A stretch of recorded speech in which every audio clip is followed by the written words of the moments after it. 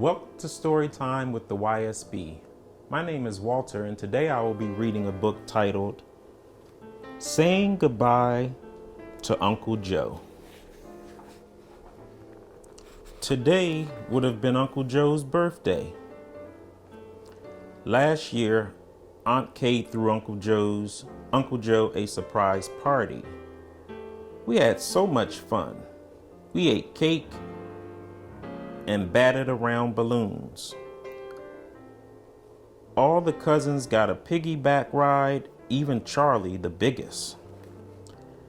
"See, I've still got it," Uncle Joe said. "Over the heel my foot."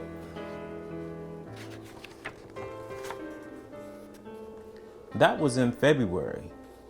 In April, we got the phone call. I heard Mom say hello. Then she said, "Oh no!" Her voice didn't sound like her at all. Mom and Dad talked in their bedroom. I could hear Mom crying. My skin started feeling all prickly.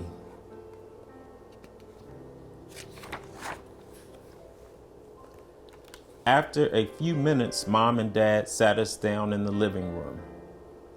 "We have some sad news for you," Dad said. "This afternoon, Uncle Joe had a stroke. I'm afraid he died." Learning of a loved one's death can be very startling.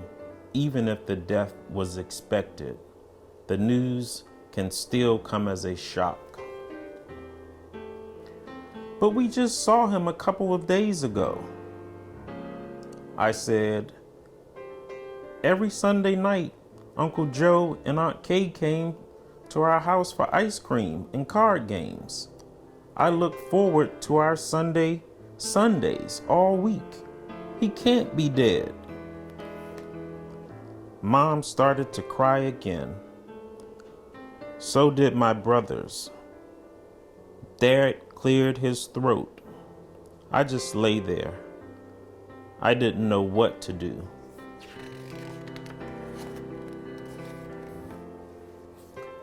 A lot happened in the next few days. Mom and Dad were busy. Grandma and Grandpa stayed at our house. People came to visit.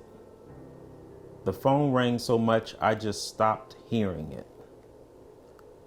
Aunt Kay stayed with us too.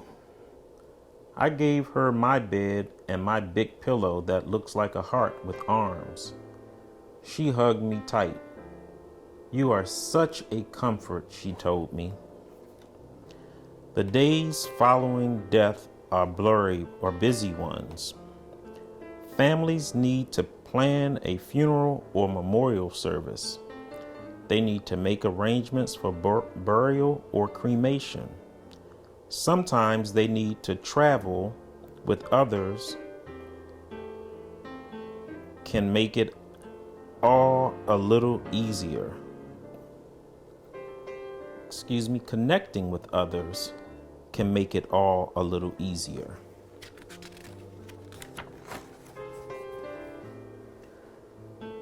Mom asked if I wanted to go to the visitation.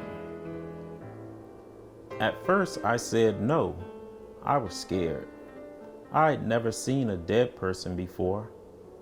But then I changed my mind. Uncle Joe had told me that I was the bravest kid he knew. If he said I was brave, then I was. "Remember, you're brave," I told myself when I reached the casket. The body inside looked like Uncle Joe. He had Uncle Joe's glasses and that funny scar on his forehead. But he didn't seem like Uncle Joe. Not really. Something was missing.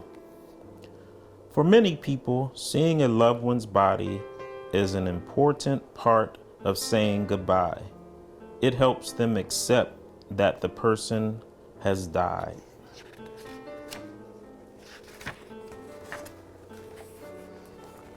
At the church the next morning, my whole family sat together up front. There were songs and readings. I didn't understand it all, but I liked hearing people say nice things about Uncle Joe. The burial was the hardest part. Everyone cried. I cried too. When we left the cemetery, it felt like we were leaving Uncle Joe behind. What happens to us after we die? Does a part of us live on in some way? Different religions answer these questions in different ways. Many people are comforted by their belief in heaven or another kind of afterlife.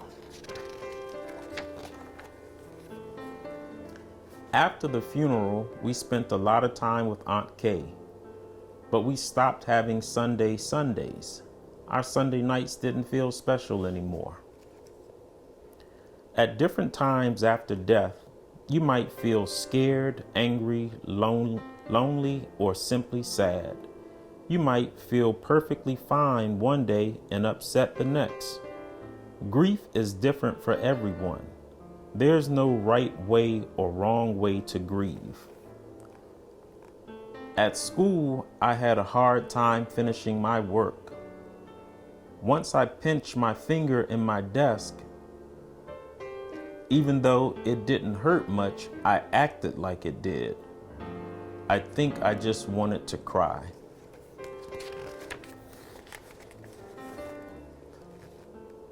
One day, Dad was late picking me up from art class. "Where were you?" I yelled. "You were supposed to be here 10 minutes ago. I was waiting for you, and you weren't here."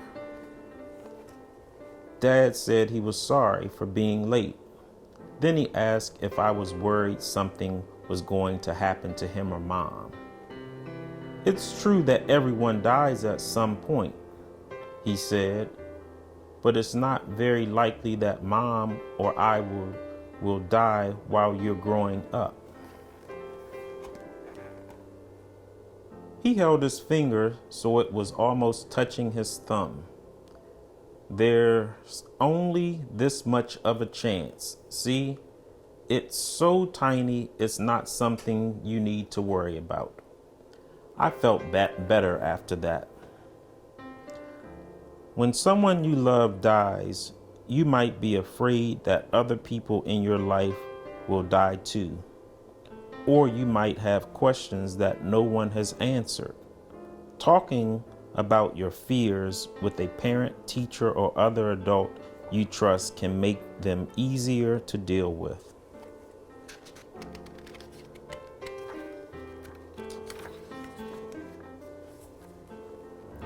School let out for the summer. Some things were the way they'd always been. I took swimming lessons and went to the park. I helped Dad in the garden. But some things were different. We didn't watch fireworks with Uncle Joe on the 4th of July. We didn't go to the state fair with him or roast marshmallows in his backyard. Sometimes I pretended Uncle Joe was just on a trip. I wrote letters and drew pictures for him. I kept everything in a special folder. There are a lot of ways to express your feelings about a loved one. You could make art projects or write letters or poems. You could sing the person's favorite songs or go to a place that holds good memories.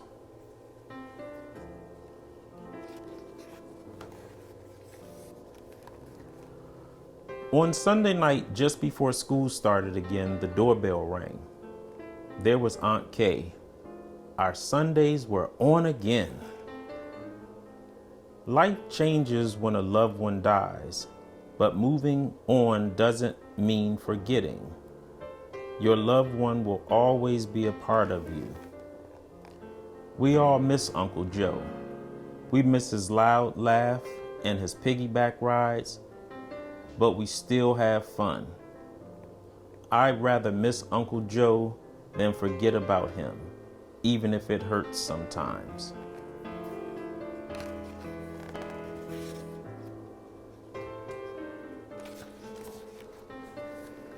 Today is Uncle Joe's birthday. It's been almost a year since he died. Aunt Kay is throwing a party to celebrate his life. We're going to light candles and tell stories and dance to his favorite music. There will be cake and balloons too. I can't wait. The end.